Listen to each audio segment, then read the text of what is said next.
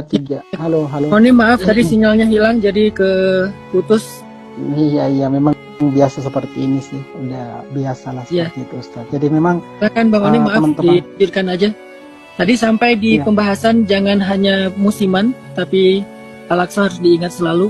Silakan Bang. Iya, teman-teman, memang saya juga selalu menekankan kepada teman-teman Indonesia bahwa melihat isu Palestina sebenarnya bukan isu yang main-main, bukan isu yang candaan atau isu yang memang kita akan memberikan bantuan atau dukungan doa dalam musiman. Karena ini kan kita berbicara tentang dukungan kepada Palestina adalah berbicara tentang iman kita, memberikan dukungan kepada saudara-saudara kita di Palestina yang berada di safil ula, di barisan terdepan. Ini berkaitan dengan akidah kita, karena kan yang kita perjuangkan tentang Masjidil Aqsa Mubarak. Itu yang memang saya selalu tekankan kepada teman-teman Indonesia. Saya sendiri dan warga negara Indonesia di Gaza, alhamdulillah saat ini dalam lindungan Allah Subhanahu wa Ta'ala.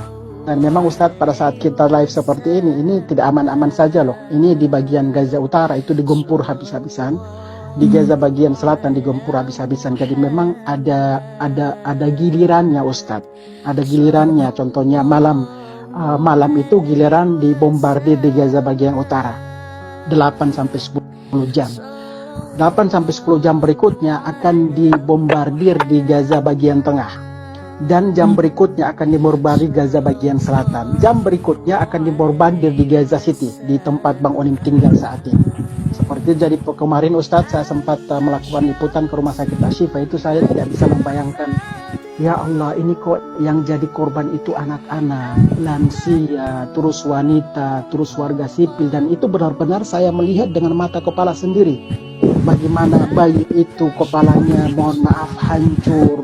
Seorang wanita yang kakinya putus, seorang remaja putri yang tangannya putus. Dan itu memang saat ini terjadi di jalur Gaza. Jadi benar-benar terjadi brutal dan pembantaian itu adanya saat ini sedang terjadi di Gaza puncak-puncaknya. Jadi teman-teman Indonesia, bagaimana kita senantiasa menjaga komunikasi dengan Allah Subhanahu wa Ta'ala. Kita menghimbau kepada Allah Subhanahu wa Ta'ala agar supaya diberikan kekuatan kepada saudara-saudara kita di Palestina, diberikan ketabahan, diberikan keberanian, diberikan jalan keluar, diberikan kemerdekaan bagi saudara-saudara kita yang ada di Palestina. Jadi memang yang pertama adalah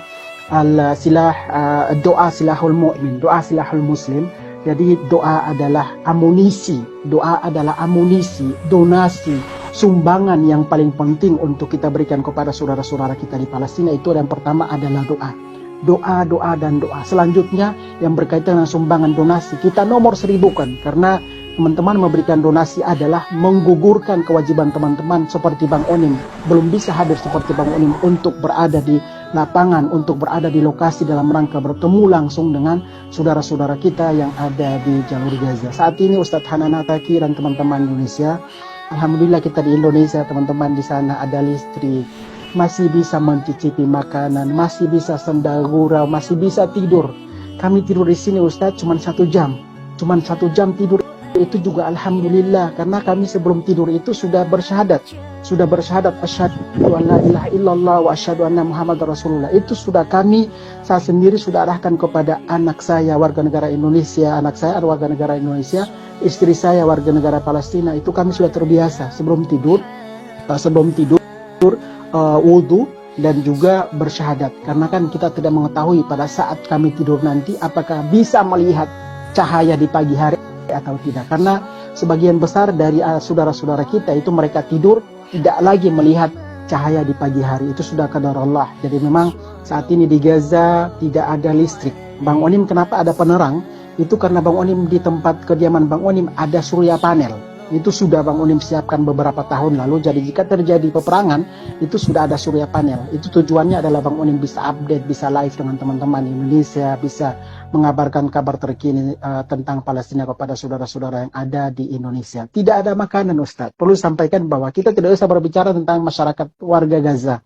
Warga negara Indonesia, Bang Onim dan anak istri itu sudah 4 hari lalu makanannya sudah habis. Yang kami makan itu adalah Ustadz timun nih. Ini timun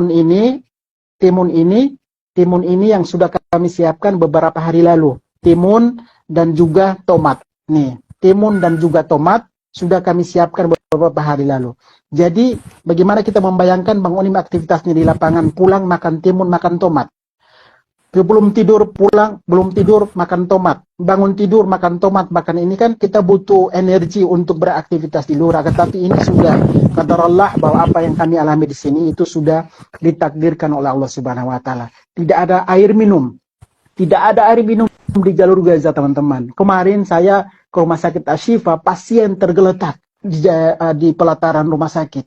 Warga mereka tidur di jalanan, tidak ada air, tidak ada selimut, tidak ada tidak ada tikar yang melindungi mereka. Jadi benar-benar terbuang begitu saja, dan saat ini mereka hanya membuka tangan kepada Allah Subhanahu Wa Taala. Mereka mengangkat tangan, ya Allah, turunkanlah.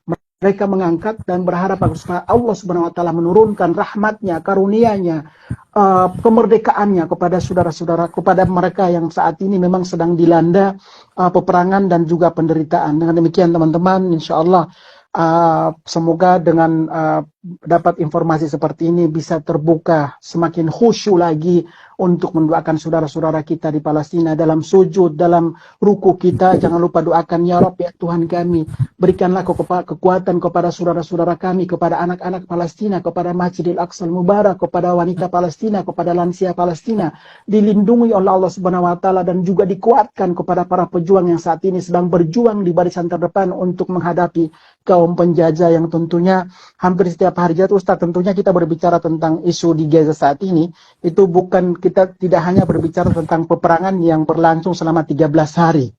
Akan tetapi kita berbicara tentang bagaimana aneksasi, bagaimana pengusiran yang sudah berlangsung selama 74 tahun. Jadi kadang saya melihat ada para pemikir di Indonesia, mereka mengatakan bahwa peperangan 13 hari. No, bukan 13 hari teman-teman. Akan tetapi mereka itu terjajah, tertindas, dibunuh, diusir sudah lebih dari 74 tahun. Itu kita berbicara tentang sejarah Palestina.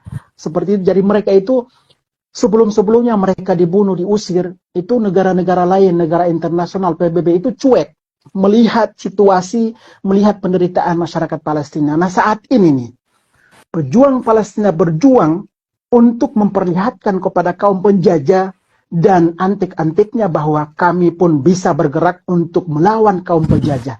Saat ini, detik-detik saat ini, mereka membuktikan bahwa mereka mampu untuk membela, mempertahankan, dan juga memperjuangkan kiblat pertama Islam dunia. Jadi teman-teman, alhamdulillah kita di Indonesia masih diberikan kesehatan, diberikan waktu, diberikan pekerjaan bersama dengan keluarga. Saat ini saatnya kita membuka tangan kita untuk meminta kepada Allah Subhanahu Wa Taala agar supaya diberikan karunia, diberikan kemenangan bagi saudara-saudara kita yang ada di jalur Gaza Palestina. Sekali lagi Ustadz, teman-teman, Ustadz Hanan Matagi dan teman-teman Indonesia, saat ini di Gaza tidak ada listrik, tidak ada air minum, tidak ada makanan, tidak ada